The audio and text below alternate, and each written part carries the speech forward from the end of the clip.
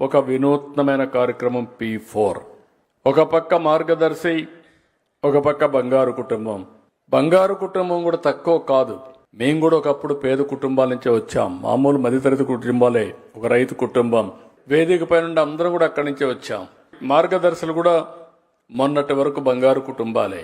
వాళ్ళకు అవకాశాలు వచ్చాయి, సద్వినియోగం చేసుకున్నారు, ఈరోజు పైకి వచ్చారు. మెగా అయితే ఆయన ఒక 1500 కుటుంబాలని బాగు చేసే దానికోసం ఒక కార్యక్రమం తీసుకున్నారు. SCL అయితే ఇంకొక కార్యక్రమం తీసుకున్నారు. ఇంకొక పక్క న్యూజివీడ్ అయితే ఇంకొక కార్యక్రమం తీసుకున్నారు.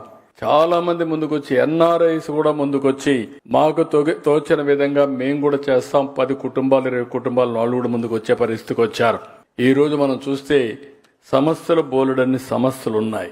మొత్తం రాష్ట్రంలో మీరు చూస్తే మనం 1,69,00,000 కుటుంబాలు ఉన్నాయి.